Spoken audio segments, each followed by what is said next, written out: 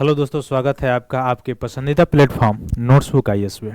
आज हम लोग साइंस की एनसीईआरटी जो क्लास 8 की एनसीईआरटी है उसमें जो फिजिक्स का जो पोर्शन है यानी भौतिक विज्ञान का जो पोर्शन है उसको हम लोग आज अध्ययन करने वाले हैं। तो जल्द से जल्द सभी लोग आ जाइए लाइव ताकि हम लोग शुरू करें मुख्य रूप से। तो आज हम लोग शुरू करने वाले हैं। फिजिक्स का हम लोगों का क्लास होने वाला है जो क्लास 8 की एनसीईआरटी है उसको हम लोग कवर करेंगे इस क्लास में, जो कि आपके सभी जो सिविल सर्विसेज के जो एग्ज़ाम्स होते हैं या वनडे एग्जाम्स होते हैं उन सभी के लिए लाभदायक है। तो जल्द से जल्द सभी लोग जुड़ जाइए लाइव में ताकि हम लोग शुरू करें इसको और अपने अपने ग्रुप में भी शेयर कीजिए। चलिए, तो पहला हम लोगों का आज पॉइंट है, आज हम लोग को पढ़ना है मुख्य रूप से बल के बारे में। आपको पता है बल का खोज न्यूटन ने किया था। हालांकि ऐसा नहीं कि बल का खोज न्यूटन ने किया तभी बल था, उससे पहले भी था, उसने डिफिनेशन दिया उसका। ठीक है, इस देखिए तो बल अपकर्षण या अभिकर्षण। तो पहले हम लोग देखेंगे अभिकर्षण या अपकर्षण, उसके बाद से हम लोग समझ जाएंगे कि बल क्या होता है। देखिए, अभिकर्षण मतलब किसी चीज को खींचना। अभिकर्षण मतलब क्या होता है? खींचना, किसी चीज को अपने ओर खींचना, वो होता है अभिकर्षण। और अपकर्षण मतलब किसी चीज को धकेलना यानी अपने से बाहर हटाना। जैसे अगर कोई ये वस्तु है, सपोज दैट ये कोई वस्तु है, अगर इसको खींचा जा रहा है, अपने ओर खींचा जा रहा है, तो क्या है? यह है मुख्य रूप से अभिकर्षण। और इसको अपने से दूर लेके जाया जाए, जैसे चुंबक में हम लोग पढ़े थे, मैग्नेट में आप देख सकते हैं। मैग्नेट में देखेंगे अगर दोनों ध्रुव सेम होता है तो क्या करता है? एक दूसरे को क्या करता है? यह अपकर्षण करता है यानी दूर हटाता है। लेकिन विपरीत जब ध्रुव होते हैं तो क्या करता है? अभिकर्षण करता है यानी खींचता है।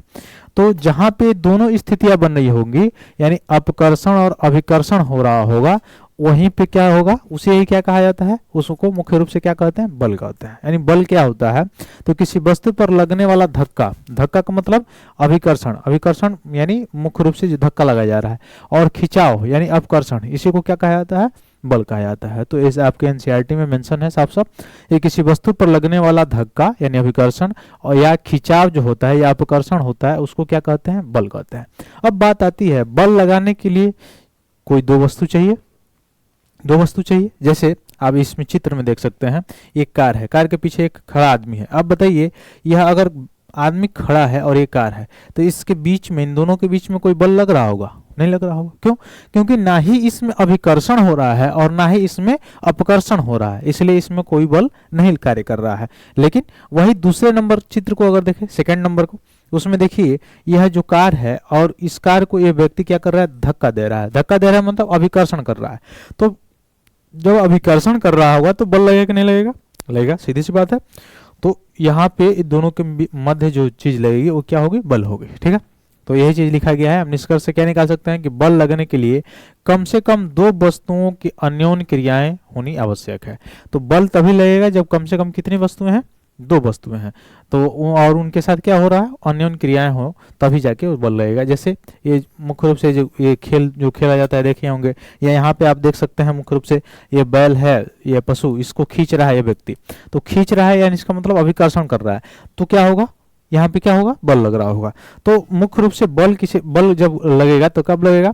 इसके लिए कंडीशन क्या होनी चाहिए? कम से कम दो वस्तुएं हो और अन्योन्य क्रियाएं हो रही हो तब। तो इस प्रकार हम देख सकते हैं कि दो वस्तुओं के बीच अन्योन्य क्रियाओं के कारण क्या होता है? उनके बीच क्या लगता है? बल लगता है। तो दो वस्तुओं के बीच जब बल लगता है उसका कारण क्या होता है? तो उनके बीच मुख्य रूप से क्या होता है? अन्योन्य क्रियाएं होती हैं, तब जाके क्या होता है? उनके बीच बल लगता है। ठीक, ये सिंपल सी बात है। आगे चलिए, अब देखिए किसी वस्तु पर एक ही दिशा में लगाए गए बल क्या करते हैं? जुड़ जाते हैं। अब इसका मतलब क्या हुआ? इसका मतलब इस एग्जांपल से आप देख सकते हैं इस कार वाले का। जैसे जैसे मान लीजिए एक कार है, सपोज दैट मान लीजिए ये कार है, ठीक है, एक कार है, ठीक, और यह एक व्यक्ति है। यह व्यक्ति इस कार को धक्का दे रहा है। किधर? जिधर एक कार चल रही है, जिधर ये चल रही है या जिधर इसका ढाल है उसी तरफ यह वस्तु जो व्यक्ति है उसको क्या कर रहा है? धक्का दे रहा है। तो बल लग रहा है और ये भी चल रही है। तो इसमें क्या होगा? इसका मुख्य रूप से बल क्या हो जाएगा? जुड़ जाएगा। ऐसे ही चाल में भी होता है, गति में भी होता है कि जब जिस दिशा में कोई वस्तु जा रही हो या गति कर रही हो उस दिशा में अगर आप फोर्स लगाते हैं तो आपकी चाल क्या हो जाती है? जुड़ जाती है। ठीक वैसे बल में भी हो। बल में भी क्या है कि जिस दिशा में एक ही दिशा में लगाए गए बल क्या होते हैं, जुड़ जाते हैं। यानी जिस दिशा में बल पहले से लग रहा है उसी दिशा में अगर आप बल लगा रहे हैं तो ये बल क्या हो जाएगा, जुड़ जाएगा। जैसे इस दिशा में मान लीजिए कि बल लगाया जा रहा था 5 न्यूटन का, और 2 न्यूटन का आपने बल इस पे लगाना शुरू किया तो ये जुड़ जाएगा, 7 न्यूटन हो जाएगा। और इस दिशा में अगर ये लग रहा है 10 न्यूटन का, और इसी दिशा में अगर आप बल लगा रहे हैं 3 न्यूटन का, तो ये जुड़ जाएगा, 13 न्यूटन हो जाएगा। ठीक है, लेकिन विपरीत दिशाओं में अगर लगाया जा रहा हो, दो वस्तुओं में दो विपरीत दिशाओं में बल लगाया जा रहा हो तो क्या होगा, तो इस पर लगने वाला जो कुल बल होगा, लगने वाला जो कुल बल होगा वो दोनों बलों के अंतर के क्या होगा, बराबर होगा। इसका मतलब क्या हुआ, जैसे एक रस्सी है, जैसे मान लीजिए एक रस्सी है और उस रस्सी को 2 व्यक्ति खींच रहे हैं, एक व्यक्ति अपोजिट साइड और एक व्यक्ति जो है दूसरे साइड। तो दोनों साइड से, दोनों बगल से एक रस्सी है मान लीजिए, और दोनों साइड से बल लग रहा है और खींच रहे हैं। अब इसमें भी संतुलन होना चाहिए। संतुलन का मतलब कि ये नहीं कि आप हो 50 किलो का और एक छोटा सा जो 5-10 किलो का 15 किलो का लड़का हो या उसको लगा दीजिए खींचने के लिए, ऐसा नहीं। संतुलन होना चाहिए। अब ऐसा नहीं कि एक तरफ जो है ग्रेट खल्ली हो और एक तरफ एकदम कुपोषण का शिकार व्यक्ति, वैसा नहीं। अगर समान रूप से है दोनों लोग और दोनों के बल की मात्रा अगर समान है और दोनों ओर से बल लगाया जा रहा है, यानी विपरीत दिशा में, एक बल ऐसे लग रहा है और एक बल ऐसे लग रहा है, यानी मान लीजिए एक बल अपोजिट, एक बल ऐसे अपोजिट बल रहा है, यानी दोनों एक दूसरे के विपरीत लग रहा है, तो क्या होगा उस स्थिति में, अगर बल समान होगा तो इन दोनों के स्थितियों में, यानी मान लीजिए ए है और ये मान लीजिए बी है, इन दोनों की स्थितियों में परिवर्तन तो नहीं होगा, पहला कंडीशन ये हो गया। तो कहाँ पे परिवर्तन होगा, तो जब ये रस्सी होगी इसमें ज्यादा तन्यता हो जाएगी तो ये क्या हो जाएगी, टूट जाएगी, पहला कंडीशन ये हो गया।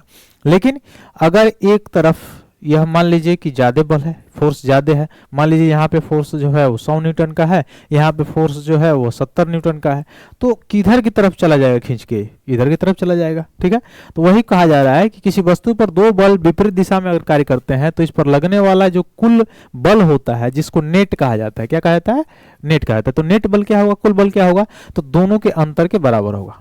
ठीक है, तो 2 विपरीत दिशा में, जैसे मान लीजिए कि इस दिशा में 10 न्यूटन का बल लग रहा था, इस दिशा में मान लीजिए 4 न्यूटन का बल लग रहा था, तो नेट बल कितना होगा, नेट बल कितना होगा, दोनों के अंतर के बराबर होगा, यानी 10 न्यूटन और 4 न्यूटन, तो दोनों के अंतर का बराबर, यानी दोनों में अंतर करेंगे तो कितना होगा, 6 न्यूटन। तो दोनों के अंतर के बराबर क्या लगेगा, इसमें बल लग रहा होगा, है समझ में। ठीक, अगला पॉइंट देखिए कि बल की प्रबलता जो है, यानी बल कितना प्रबल है, यह इसके परिमाण से मापा जाता है कि बल का परिमाण क्या है, जो मैंने अभी बताया कि दिशा क्या है, परिमाण क्या है इसकी। समान रूप से देखा जाए तो किसी वस्तु पर एक से अधिक बल लगे हो सकते हैं। जैसे कार में हम लोग देखे, उसमें एक से अधिक बल लग रहे थे, एक तो इंजन का और एक बाहर से एक व्यक्ति धक्का दे रहा था। ठीक है, तो एक से अधिक बल भी लगे हो सकते हैं, तथा वो देखा जाए तो वस्तु पर इसका प्रभाव क्या होता है, नेट बल के कारण ही होता है। तो वस्तु पे उसका प्रभाव कैसे होगा, नेट बल के कारण होगा, ये याद रखिएगा। आगे अगर हम लोग देखें कि बल वस्तु की गति की अवस्था में परिवर्तन कर सकता है कि नहीं कर सकता, आप बताइए। कोई वस्तु जो है विरामावस्था में, विरामावस्था मतलब बिल्कुल स्थिर है, ठीक है, और प्रवणता भी नहीं है, उसकी ढाल प्रवणता भी नहीं है। ढाल प्रवणता मतलब स्लिप नहीं है, यानी मतलब ढाल नहीं है, कहने का मतलब ये है। तो और रखा हुआ है वस्तु, ठीक है, जैसे कार के लिए ही देख लीजिए, कार ही है एक मुख्य रूप से, या कोई व्हीकल है, ठीक है, या कोई वस्तु है रखी गई है, और यह व्हीकल है रखी गई है, और यहाँ पे कोई व्यक्ति है धक्का दे रहा है, और ये व्हीकल जो है वह कैसे है, विरामावस्था में है। और जब यह फोर्स लगाएगा तो क्या होगा, इसकी अवस्था चेंज होगी कि नहीं होगी, होगी कि नहीं होगी, बिल्कुल होगी। क्यों, क्योंकि यह क्या करेगा, जब इस पे फोर्स लगाएगा, जब यह बल लगाएगा यह व्यक्ति, तो इसके बल के लगाने से क्या होगा, इसके जो स्थिति होगी उसकी स्थिति में क्या होगी, परिवर्तन होगी। यानी मान लीजिए अगर पहले ए स्थान पे था तो अभी चला आएगा कहाँ पे, बी स्थान पे। लेकिन कारण है, इसका कारण ये जो लगने वाला बल है इससे बड़ा होना चाहिए। अब ये नहीं कि एक छोटा सा बच्चा जो है वो धकेल रहा हो इस व्हीकल को और उसके जो नेट बल है वो कम हो, तो कैसे धक्का दे पाएगा, परिवर्तन हो पाएगा, नहीं हो पाएगा, सीधी बात है। और ऐसे सामान्य की तरह से देखा जाए तो इसके गति में क्या परिवर्तन, गति की अवस्था में परिवर्तन हो सकती है। मान लीजिए पहले विरामावस्था में था, अब धक्का दिया गया तो क्या हो गया, गति की अवस्था में हो गया। जैसे गांव में देखे होंगे ट्रैक्टर जब स्टार्ट नहीं होता है तो क्या करते हैं, धक्का देते हैं लोग, 4-5 लोग मिलके या 3-4 लोग मिलके धक्का देते हैं, कुछ दूर तक चलता है तब स्टार्ट होता है। तो जब धक्का देते हैं इसका मतलब पहले तो विरामावस्था में था, और जब धक्का दिए तो बल लगा, बल लगा तो क्या होगा, वो गति की अवस्था में आ गया। तो गति की अवस्था में परिवर्तन होता है कि नहीं होता है? होता है, सीधी बात है। तो जो कोई बल जो होता है वो वस्तु की गति की अवस्था में भी क्या कर सकता है, परिवर्तन कर सकता है। ठीक, वही चीज इसमें कहा जा रहा है। ठीक है, तो कोई भी, अब देखिए इसमें हम लोग यहाँ पे आगे अगले चैप्टर में पढ़ेंगे जो सरफेस फोर्स होता है यानी घर्षण बल होता है, उसमें आप लोग देखेंगे तो उसमें होता क्या है। जैसे आगे 9 में अगर जाएंगे तो आप लोग पढ़ेंगे कि गति की अवस्था में कोई वस्तु हो तो गति की अवस्था में रहती है, और अगर विरामावस्था में है तो विरामावस्था में रहती है। तो अगर विरामावस्था में मान लीजिए कोई वस्तु है और उस पर हम, जैसे गेंद है, गेंद को ही एक मान लीजिए, और या साइकिल ही देख लीजिए, पैडल चलाए हम लोग, ठीक है, पैडल चलाए और खूब तेज चला के छोड़ दिए, तो कुछ समय बाद वो चलते चलते चलते चलते जाके क्या हो जाता है, धीरा होता है, धीरा होते एक समय ऐसा आता है कि वो जाके रुक जाता है, रुक जाता है। तो क्या कारण है कि वो रुक जाता है? तो चलता किस पे है, साइकिल किस पे चलता है, तो सरफेस पे चलता है। तो सरफेस पे जब चलता है तो जो साइकिल के जो टायर्स होते हैं यानी चक्के जो टायर्स होते हैं, वह जो टायर्स है और जो सड़क है उसके बीच में एक फोर्स लगता है जो उसके गति का विरोध करता है, यानी गति के विपरीत दिशा में। जैसे यह साइकिल जो है, यह साइकिल ऐसे चल रहा होगा तो वह बल लग रहा होगा ऐसे विपरीत दिशा में, उस बल को क्या कहते हैं, सरफेस फोर्स कहते हैं, यानी घर्षण बल कहते हैं। वो क्या करता है, इसके गति का विरोध करता है, और इसी कारण क्या हो जाता है, एक स्थिति आती है जब छोड़ दिया जाता है पैडल मारना तो धीरे धीरे धीरे धीरे जाके वो क्या हो जाता है, रुक जाता है। ठीक है, उसके क्या करता है, मुख्य रूप से गति की अवस्था में परिवर्तन कर रहा है कि नहीं कर रहा है। घर्षण बल किसी गतिमान वस्तु के मुख्य रूप से देखा जाए तो उसकी गति की अवस्था में परिवर्तन कर रहा है कि नहीं कर रहा है, बिल्कुल कर रहा है। तो वही चीज है, बल जो है वस्तु की गति की अवस्था में भी क्या कर सकता है, परिवर्तन कर सकता है। आगे अगर हम लोग देखें, अगला पॉइंट क्या है, किसी वस्तु पर लगातार लगाए गए बल द्वारा उसकी चाल बदली जा सकती है। यानी किसी वस्तु पर लगातार बल लगाया जाए, जैसे इंजन है, इंजन लगातार चालू रहता है, इसलिए उस पर लगातार चलाए तो उसकी गति की अवस्था परिवर्तन होती है कि नहीं, व्हीकल की होती है, सीधी सी बात है। वैसे ही कह रहा है कि किसी वस्तु पर लगाए गए बल अगर उसकी जो लगातार अगर मुख्य रूप से किसी वस्तु पर लगाए गए बल द्वारा उसकी चाल भी क्या किया जा सकता है, बदली जा सकती है, चाल को उसके बदला जा सकता है, उसकी गति को भी बदला जा सकता है। यदि लगाया गया बल गति की दिशा में है, जिस दिशा में वस्तु गति कर रही है उसी दिशा में अगर बल लगाया जा रहा है, जैसे जैसे आप देख सकते हैं, जैसे मुख्य रूप से आप देख सकते हैं किसमें, जैसे मान लीजिए कि ये नदी है, ये नदी है और नदी में ये जो धाराएं हैं नदी की, ये नदी की धाराएं कहाँ चल रही हैं, तो ऐसे चल रही हैं, ऐसे चल रही हैं, ऐसे चल रही हैं। तो मैथमेटिक्स में आपने पढ़ा होगा कि यहाँ पे जो नाव जा रही है, यहाँ पे जो नाव जा रही है, और नाव किधर जा रही है, नाव मुख्य रूप से देखा जाए तो नाव उधर ही जा रही है जिधर यह मुख्य रूप से नदी जिस दिशा में बह रहा है। तो अब बताइए इस कंडीशन में क्या होगा, इस कंडीशन में इस नाव की पूरी जो चाल होगी, जो पूरी जो गति होगी वह इंक्रीज होगी कि नहीं होगी, यानी बढ़ेगी कि नहीं बढ़ेगी, सीधी बात है कि बढ़ जाएगी। ठीक है, तो जिस दिशा में ये धारा बह रहा था नदी की पानी का, उसी दिशा में यह चल रहा था, तो दोनों के चाल, दोनों की गति क्या हो गई, जुट गई, बढ़ गई। लेकिन अगर आप देखेंगे यही नाव अगर ठीक इसके विपरीत चलता, यानी धारा की दिशा ऐसे थी, मान लीजिए कि पूर्व से पश्चिम थी, लेकिन नाव कैसे चलता, नाव अगर विपरीत दिशा में चलता ऐसे, तो क्या होता, इसकी चाल घट जाती कि नहीं घट जाती।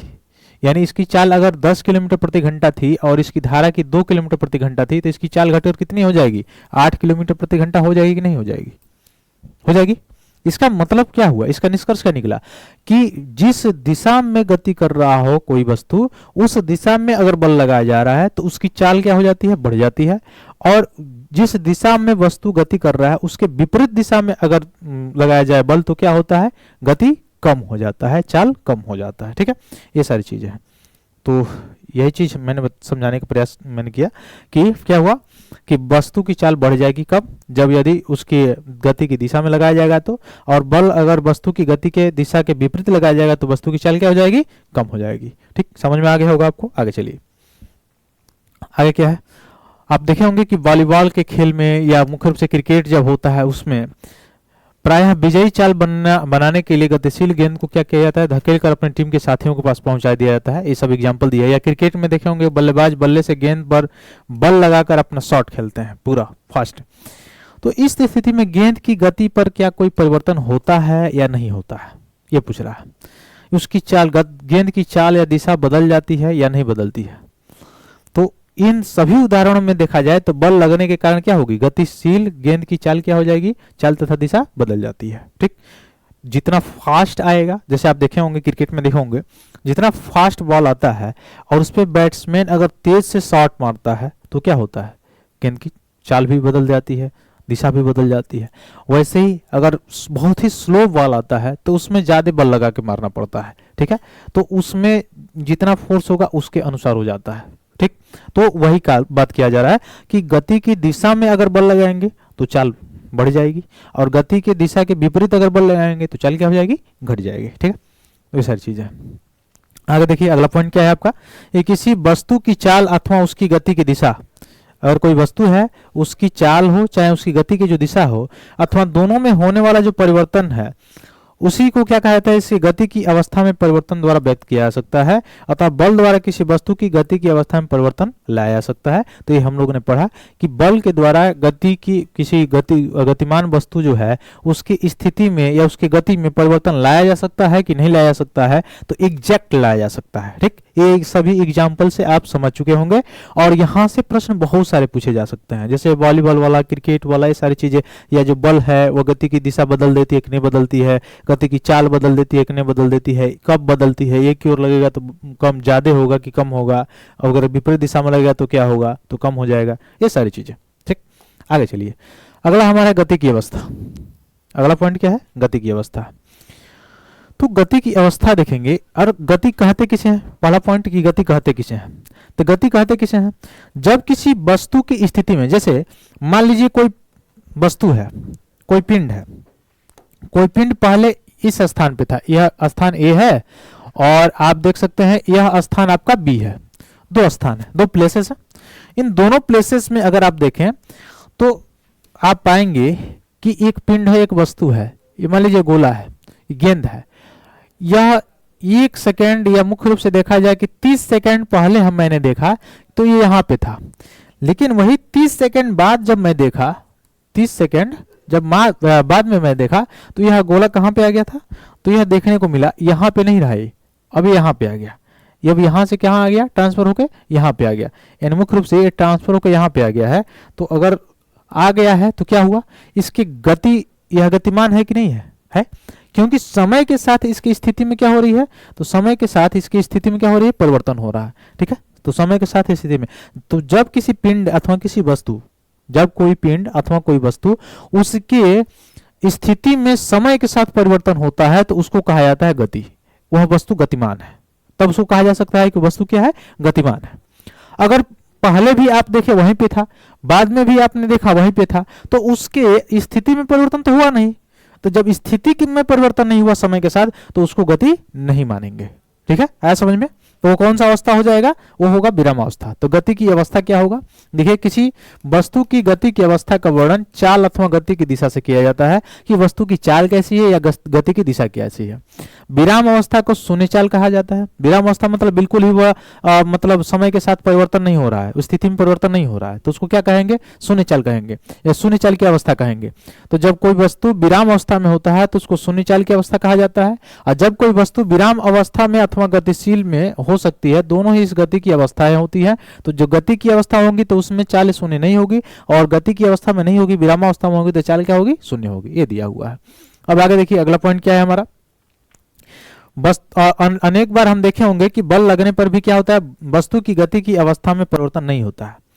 कुछ ऐसे भी पॉइंट है, अपवाद है, जहां बल तो लगता है लेकिन जो मुख्य रूप से देखा जाए गति की जो अवस्था है, तेज या कम, उसमें कोई परिवर्तन नहीं पड़ता है, उसमें कोई प्रभाव नहीं पड़ता है। जैसे आप देखें, एक भारी संदूक आपके द्वारा अधिकतम बल लगाए जाने पर भी गति न करे। जैसे एक बहुत भारी संदूक ले लीजिए, संदूक का मतलब समझ रहे हैं ना, पेटी है, बॉक्स है, तो एक सबसे भारी बॉक्स है और उस पर आप बल लगा रहे हैं, पूरा दबा के बल लगा रहे हैं, कूं काट दिए लेकिन टस मस नहीं हुआ, तो वहां पर भी तो बल लगा रहे हैं आप, बल आपके द्वारा लग रहा है, लेकिन उसकी स्थिति में क्या कोई परिवर्तन हुआ, नहीं हुआ। तो सामान्यतः हम जानते हैं कि जब बल लगता है तो किसी वस्तु के, किसी पिंड के गति की अवस्था में परिवर्तन तो होता है, ये तो सामान्यतः बात है। परिवर्तन होता है। लेकिन हम देखें कुछ ऐसी भी स्थिति आती है जिसमें बल तो लगता है। अब देखिए बड़ा सा संदूक है, या मान लीजिए कि कार ही है, सपोज दैट, मान लीजिए व्हीकल ही कोई, और एक मान लीजिए 14 वर्ष का बच्चा हो, उस धकेल रहा हो और ढाल पे नहीं रखा गया हो कार को, तो ढकेल रहा हो तो उससे कार जो है टसमस नहीं हुआ, लेकिन क्या उस बच्चे के द्वारा बल नहीं लगाया गया? बल तो लगाया गया, पूरा बल लगा दिया है, लेकिन टसमस नहीं हुआ। ठीक है, यानी उसकी स्थिति में परिवर्तन नहीं हुआ, उसकी गति में परिवर्तन नहीं हुआ। तो ऐसे भी कंडीशन होता है कि वस्तु की गति की अवस्था में परिवर्तन नहीं भी हो सकता है। जैसे बॉक्स, बहुत बड़ा बॉक्स हो और एक छोटे से बच्चे से कहिए आप कि उसको धकेलो भाई, और वो धकेल रहा है, पूरा बल लगा लिया, जितना उसके पास एनर्जी है पूरा लगा दिया, पूरा झोंक दिया, लेकिन फिर भी क्या हुआ? उस बॉक्स के स्थिति में कोई भी परिवर्तन नहीं हुआ। तो जब उसके बॉक्स के स्थिति में परिवर्तन नहीं हुआ, तो इसका मतलब तो निष्कर्ष यही निकलता है कि कुछ ऐसी भी अवस्थाएं होती हैं कि बल तो लगता है लेकिन उस गति की अवस्था को परिवर्तित नहीं कर सकता है। तो यह क्या ऐसी कंडीशन है जिस कंडीशन में बल तो लगता है लेकिन गति की अवस्था को बदल नहीं सकता है? वह कंडीशन ये है कि जब वस्तु जो लगाया गया बल है उससे अधिक का है तो नहीं हो सकता है, तब उसके गति की अवस्था में परिवर्तन नहीं हो सकता है। उससे कम का है तो क्या हो सकता है? उसके अवस्था में परिवर्तन हो सकता है। तो उसको देखेंगे हम लोग। इसी प्रकार देखेंगे यदि आप किसी दीवार को धकेलने का प्रयास करें तो क्या होगा? उस पर आपका बल का कोई प्रभाव नहीं दिखाई देगा, आपका बल तो पूरा का पूरा लगेगा, लेकिन उसकी स्थिति में परिवर्तन, उसकी गति में परिवर्तन, गति की अवस्था में परिवर्तन नहीं दिखाई देगी आपको। ठीक है, आगे चलिए। अगला क्या है? किसी वस्तु पर बल लगाने से उसकी आकृति में परिवर्तन हो सकता है। अब किसी वस्तु पे बल लगाया जाए तो क्या उसकी आकृति चेंज हो सकती है? हो सकती है। जैसे आप देखे होंगे महाभारत वगैरह, उसमें देखें, या रामायण देखे होंगे, तो रामायण में देखे होंगे कुंभकर्ण रहता है और बड़ा बड़ा जो मंदिर, जो सेना होती है भगवान राम की सेना, वो बड़े बड़े पत्थर को फेंकती है। बड़े बड़े पत्थर को फेंकते हैं, बड़े बड़े पत्थर को ऐसे लेके वो मिसाल के फेंक देता है, ऐसे लेता है और फिर उसको पूरा का पूरा मसल को क्या कर देता है? फेंक देता है। अब क्या हुआ? उसकी स्थिति में परिवर्तन हुआ कि नहीं हुआ? वैसे गुब्बारा लीजिए, एग्जाम्पल अगर समझना हो, गुब्बारे को लीजिए और दोनों ओर से मुख्य रूप से बल लगाइए उस पर। जब आप उस पर बल लगाएंगे तो क्या होगा? फट जाएगा। यानी उसकी स्थिति में परिवर्तन हुआ कि नहीं हुआ? हुआ। उससे भी सिंपल एग्जाम्पल है क्या? ये कोई व्यक्ति है और जैसे कोई बच्चा है और मुंह फुला लिया एकदम वैसे, अब मारिए दोनों ओर से तड़ाक दे, पचक जाएगा। क्या होगा? उसकी मुख्य रूप से आकृति में परिवर्तन हुआ कि नहीं हुआ? हो जाएगी। तो बल लगाने से आकृति में परिवर्तन हो रहा है कि नहीं हो रहा है? हो रहा है। वो अलग बात है कि बाद में मारामारी शुरू हो जाएगा, ठीक, वो अलग चीज है। तो इस चीज को आप ध्यान रखिएगा, तो किसी वस्तु पर बल लगाने से उसकी आकृति में भी क्या हो सकता है? परिवर्तन हो सकता है, ये याद रखिएगा।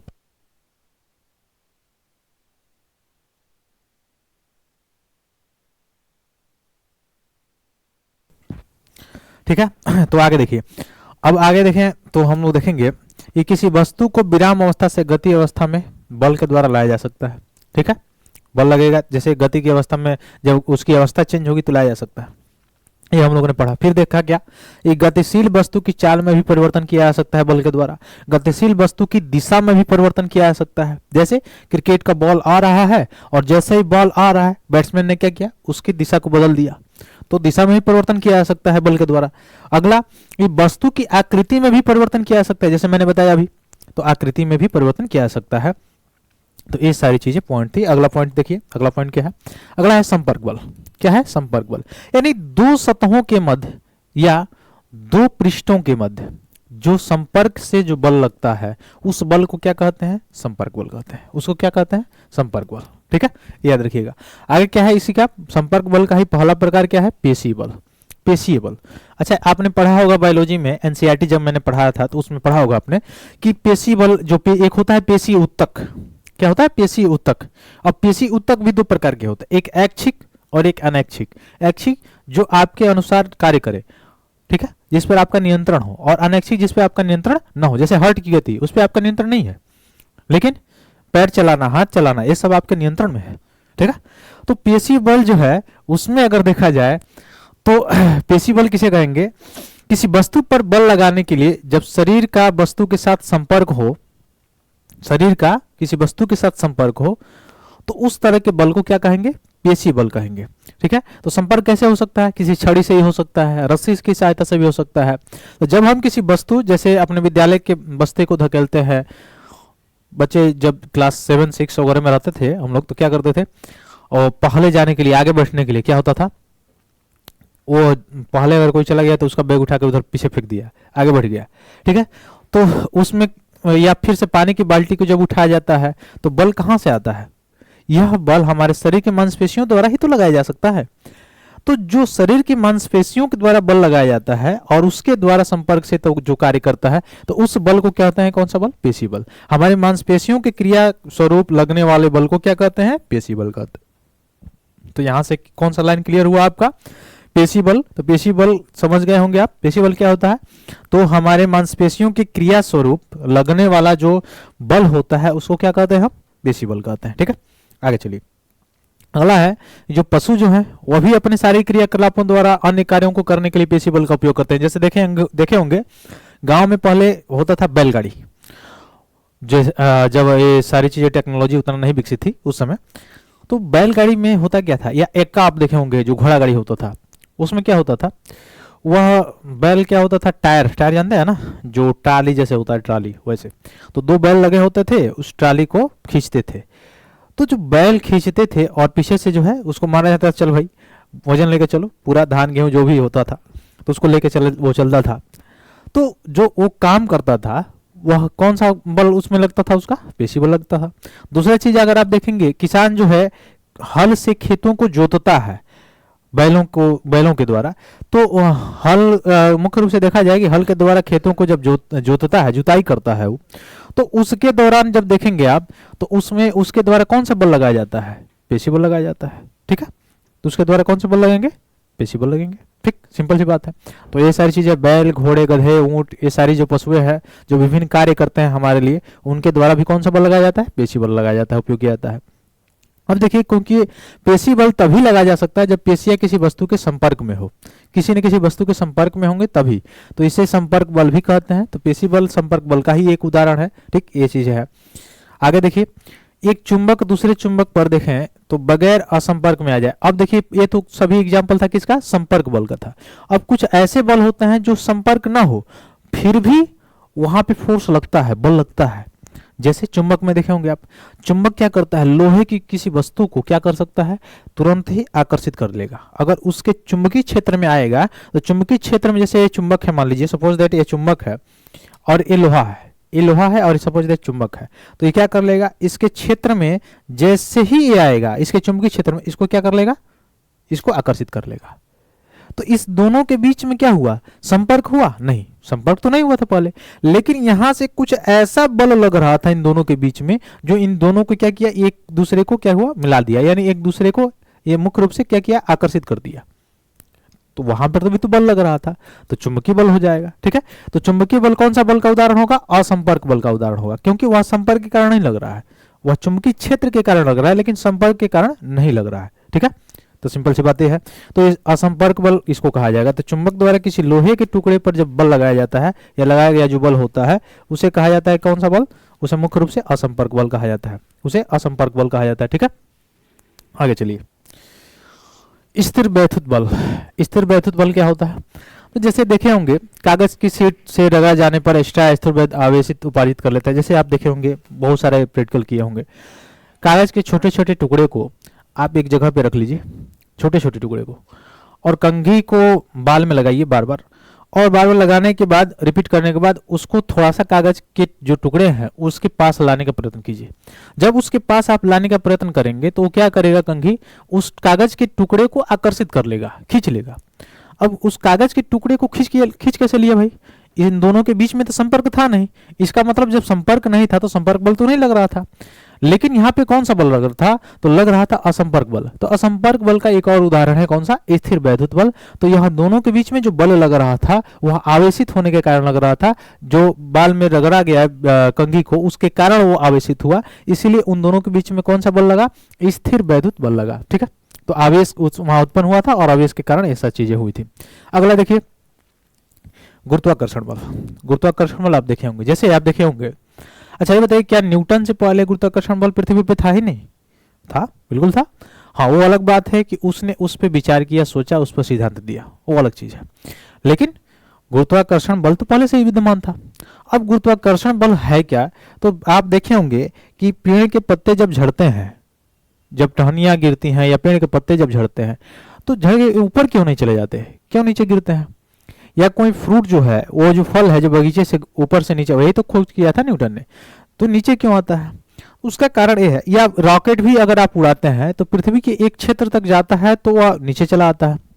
कारण क्या है? उसका मेनली कारण यह है कि पृथ्वी अपने ओर से किसी वस्तु को क्या करती है, खींचने का प्रयत्न करती है। तो पृथ्वी के द्वारा जो बल लगाया जाता है वही बल कौन सा होता है? गुरुत्वाकर्षण बल होता है। तो यहाँ पे तो हम लोग केवल डिफिनीशन देखेंगे, क्लास 8 के जो एनसीईआरटी है वहाँ पे डिफिनीशन वगैरह यही सारी चीजें हैं। जब आप क्लास 9th की एनसीईआरटी जब पढ़ेंगे तो वहाँ पे आपको पूरा डिफिनीशन के साथ साथ जो उसका सिद्धांत था न्यूटन का, जो जी बराबर एम स्क्वायर बटे आर स्क्वायर जो था, वो सारे सिद्धांत वहाँ पे आपको देखने को मिलेंगे। उसका स्थिरांक कितना था, उसका मात्रक या क्या था, ये सारी क्लास 9th की एनसीईआरटी पढ़े होंगे, उसमें होगा और उसी में है। यहाँ पे केवल आपको डिफिनीशन दिया हुआ है। तो गुरुत्वाकर्षण बल ही उसे कहा जाता है। तो गुरुत्वाकर्षण बल क्या है? तो पृथ्वी की ओर से जो लगने वाला आकर्षण बल है, जिसके द्वारा किसी वस्तु को अपनी ओर खींचने का प्रयत्न करती है, उसे क्या कहते हैं? गुरुत्वाकर्षण बल कहते हैं। सिंपल सा बात यह है। लेकिन एक वेग होता है, क्या होता है? वेग। उस वेग का नाम है प्लायन वेग। अगर किसी वस्तु को इस वेग से, अर्थात किसी वस्तु को प्लायन वेग से भीगा जाए, यानी फेंका जाए, प्लायन वेग से क्या किया जाए? फेंका जाए, अगर उसको उछाला जाए, तो इसका मान कितना होता है? पहले इसको जान लीजिए। इसका मान होता है 11.2 किलोमीटर प्रति सेकेंड। यानी अगर कोई वस्तु 11.2 किलोमीटर एक सेकेंड में दूरी तय करती है तो उस पर ग्रेविटेशनल फोर्स का प्रभाव नहीं पड़ता है। सीधी सीधी बात है। तो जो रॉकेट उड़ाए जाते हैं उस पर भी यह किस वेग से? प्लायन वेग से जाता है। तो ठीक है, इस चीज को याद रखिएगा। तो गुरुत्व बल या केवल गुरुत्व कहते हैं उसको, किसके द्वारा लगाया जाता है? पृथ्वी के द्वारा लगाया जाता है। ये सारी चीजें मैंने बताई। आगे चलिए, अब आगे देखिए, पानी धरती की ओर बहता है और गुरुत्व बल के कारण ही नदियों में पानी कहाँ चला जाता है? नीचे जाता है, ऊपर नहीं जाता है। ये कारण ही है। ठीक, तो गुरुत्वाकर्षण बल आपने देखा। अब देखिए आगे प्रेशर, दाब। दाब क्या होता है? एकांक क्षेत्रफल पे लगने वाला जो बल होता है, बल आपने देखा है क्या होता है? तो एकांक क्षेत्रफल पर लगने वाला बल क्या कहलाता है? दाब कहलाता है। यानी किसी पृष्ठ के, कोई भी पृष्ठ हो, कोई मुख्य रूप से देखा, जैसे मान लीजिए आपने देखा होगा एक सूचना जो बोर्ड होगा, उसमें आप देखे होंगे कि क्या होता है, किल से सूचना वाला जो पत्र होता है उसको वहां पे दबा के वहां पे सूचना के लिए रखा जाता है। तो उसमें आप देखोगे, या इससे सिंपल और भी एग्जांपल है, जैसे देखे होंगे गांव में जब घर बनाया जाता है तो घर बनाने के लिए देखिएगा नींव जो होता है ना, उसका जहां से घर बनाना शुरू किया जाता है जमीन के स्तर से, तो नींव जो होता है ना उसका चौड़ा होता है। यानी बाद में भले ही 5 इंच का दीवार चल जाए, लेकिन नीचे जो है वो 5 इंच का दीवार नहीं चलता है, वो चौड़ा होता है। यह कारण क्या है, क्यों ऐसा होता है? उसका कारण यही है कि नीचे चौड़ा होता है, इसका मतलब आधार उसका चौड़ा हो गया। आधार चौड़ा हो गया मतलब आधार यानी क्षेत्रफल चौड़ा हो गया, यानी क्षेत्रफल ज्यादा हो गया। जब क्षेत्रफल ज्यादा हो गया तो दबाव क्या हो जाएगा? कम हो जाएगा। यही कारण है। दूसरा चीज कि आप कील को देखे होंगे, कील जो दीवार में ठोका जाता है, तो जो कील है उसके आगे की नोक को आप देखे होंगे, क्या होता है? पतला होता है।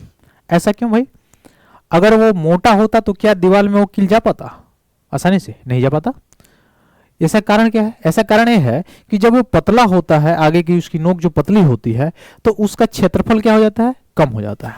और जब उसकी एरिया कम हो जाती है, जब उसका क्षेत्रफल कम हो जाता है, तो आसानी से उस पर बल लगाया जाएगा, यानी उसका दाब जो है क्या हो जाता है? अधिक हो जाता है। तो आसानी से चुभ जाता है। सिंपल सी बात यह है। ठीक है, तो इस चीज को आप याद रखिएगा, इसका सूत्र याद रखिएगा। तो पहले चीज आप याद रखेंगे क्या? दाब। एकांक क्षेत्रफल पर लगने वाला जो बल होता है वही क्या कहलाता है? प्रेशर कहलाता है, दाब कहलाता है। और दाब क्या होता है? यानी बल बटे क्षेत्रफल। ठीक है, बल बटे क्षेत्रफल, यहाँ पर केवल यही याद रखिएगा। हाँ, मात्रक भी मैं बता दे रहा हूँ। दाब का मात्रक जो है वो होता है पास्कल। एसआई मात्रक क्या होता है? पास्कल होता है। ये याद रखिएगा। दाब का एसआई मात्रक क्या होता है? पास्कल होता है। ठीक है, और ऐसे तो देखेंगे तो न्यूटन, बल का मात्रक क्या होता है? न्यूटन। और क्षेत्रफल का क्या होता है? Metre square. तो ऐसे आप देखेंगे तो हो जाएगा न्यूटन प्रति मीटर स्क्वायर।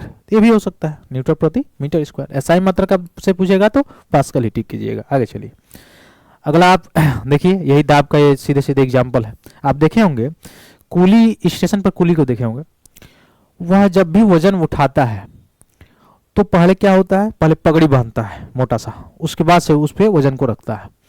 या गांव में भी देखे होंगे, जब किसान वगैरह जब फसलों को काट कर अपने सर से बोझे को ढोकर लेके जाते हैं तो क्या करते हैं, पहले पगड़ी को बांधते हैं पूरा मोटा सा। ऐसा क्यों, ऐसा कारण क्या है? ऐसा कारण इसलिए है कि जैसे वो मोटा करते हैं उसका क्षेत्रफल ज्यादा हो जाता है। जब क्षेत्रफल ज्यादा हो जाता है तो सीधी सीधी बात है उसका दाब क्या होगा, कम होगा। जब दाब कम होगा तो वह पूरे शरीर पर उसका वजन का प्रभाव नहीं पड़ेगा, इसलिए वो क्या करता है, वो पगड़ी जो है वो बांधने का काम करता है। आ गया होगा समझ में आपको, यानी दब कम करने के लिए। तो वही चीज इसमें लिखी गई है कि बोझ को उठाता है और सिर पर कपड़े के गोल लपेट रखता है। ऐसा क्यों है, इसलिए कि शरीर से बोझ के संपर्क जो है, संपर्क क्षेत्रफल को क्या दे, बढ़ा दे। और संपर्क क्षेत्रफल जब बढ़ जाएगा तो लगने वाला दब क्या हो जाएगा, कम हो जाएगा और आसानी से उसको उठा सकता है, बोझ को लेके जा सकता है। ठीक है, इस चीज को याद रखिएगा। आगे चलिए, अगला क्या है, द्रव तथा गैसों द्वारा लगाया गया दाब। द्रव, अब बताइए, जो द्रव है या जो गैस माध्यम है वो भी दाब लगाते हैं, वो भी प्रेशर लगाते हैं। तो आप बोलेंगे कि द्रव कैसे लगाएगा। जैसे द्रव को आप किसी बोतल में रखिए, द्रव को आपने बोतल में रखा, ठीक है, सिंपल सी बात है। जब आप द्रव को बोतल में रखेंगे तो सबसे पहले उस बोतल के किसी भी भाग में अगर हल्का भी होल्स हो, छोटा सा, बिल्कुल छोटा सा, तो द्रव वहां से निकलेगा कि नहीं निकलेगा, निकलेगा। तो इसका मतलब क्या हुआ कि वह अपनी जो बोतल, जिस बोतल में उसको रखा गया था उसकी दीवार पर क्या रख रहा था, वो दबाव डाल रहा था। ठीक है, इसीलिए हो रहा था ऐसे। ठीक, तो द्रव बर्तन की दीवार पर क्या करती है, दबाव डालती है, ऐसा इसलिए होता है। ठीक, वैसे गैस में भी देखा जाए तो गैस जिस बर्तन में रखी जाती है उसकी दीवार पर वो भी क्या करती है, दाब डालती है। ठीक है, तो ये सारी चीजें आप लोग को मैंने बताया। आगे देखिए, अगला पॉइंट क्या है आपका, वायुमंडलीय दाब। अगला है वायुमंडलीय दाब। तो वायुमंडलीय दाब किसे कहते हैं, इसको थोड़ा सा देख लेंगे वायुमंडलीय दाब को।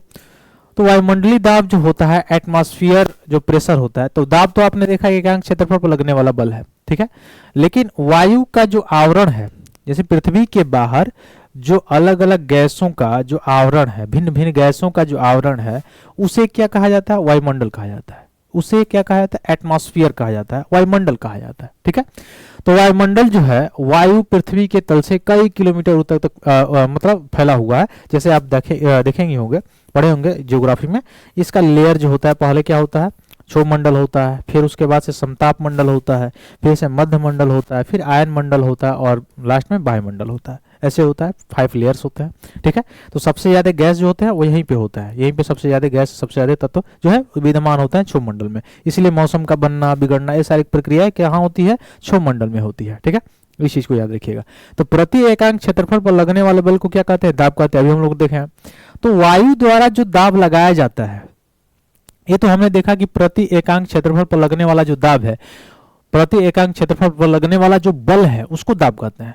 लेकिन वायु जो दाब डालती है, वायु द्वारा जब दाब डाला जाता है, विभिन्न गैसों के द्वारा जो दाब डाला जाता है, उसको कहा जाता है वायुमंडलीय दाब। उसको क्या कहते हैं, वायुमंडलीय दाब कहते हैं। ठीक है, आगे देखिए, अगला पॉइंट क्या है। अब इसका एग्जाम्पल देख सकते हैं, जैसे 15 गुणे 15 सेंटीमीटर का क्षेत्रफल का अगर मेरे सिर का क्षेत्रफल अगर 15 गुणे 15 सेंटीमीटर, मतलब कोई व्यक्ति है उसके सिर का क्षेत्रफल इतने है, और पूछा जा रहा है कि वायु कितना बल लगा रही है उस पर, तो क्या कहेंगे, तो वायुमंडल की ऊंचाई जो है, ऊंचाई के बराबर ऊंचाई के स्तंभ में वायु के कारण लगने वाला बल कितना, 225 किलोग्राम होगा, यानी 15 गुणे 15। ठीक, उसी के समान होगा। तो इसको क्या कहा जाता है, गुरुत्व बल के भी बराबर होता है। यानी ये सीधी सीधी बात है, जो गुरुत्व बल होता है उसी के बराबर यह भी बल होता है, सीधे सीधे। ठीक, ये सही चीज को हम याद रखेंगे। तो आगे अगर इसमें जो पॉइंट है आपके लिए महत्वपूर्ण, वो है हमारे शरीर के अंदर का दाब भी क्या करता है, वायुमंडलीय दाब के बराबर होता है, इसलिए यह बाहर के दाब को भी क्या कर देता है, संतुलित कर देता है। अब ये मेन पॉइंट आपके लिए यहाँ से है कि 17वीं शताब्दी में जर्मनी का एक वैज्ञानिक था, ऑटो वान गेरिक, याद रखिएगा। यह बर्तनों से वायु बाहर निकालने के लिए एक पंप का आविष्कार किया था, और इस पंप की सहायता से क्या किया, नाटकीय ढंग से वायु दाब के बल का प्रदर्शन किया था। ठीक, तो ये याद रखिएगा।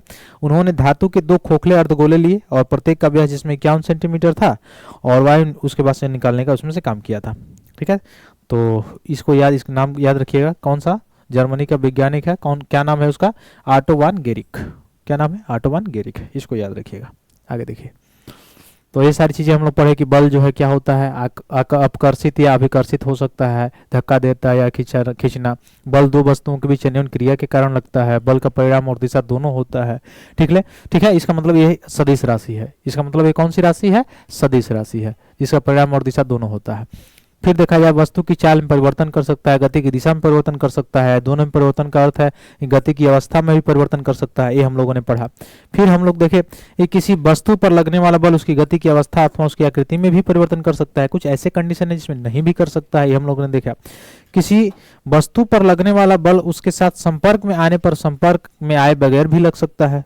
संपर्क में आता है तभी लग सकता है, बगैर संपर्क में आए, जैसे जो संपर्क में आके लगता है उसे संपर्क बल, जो संपर्क में बिना आए लगता है उसे क्या कहते हैं? असंपर्क बल कहते हैं। जैसे चुंबक वाला जो बल लग रहा था।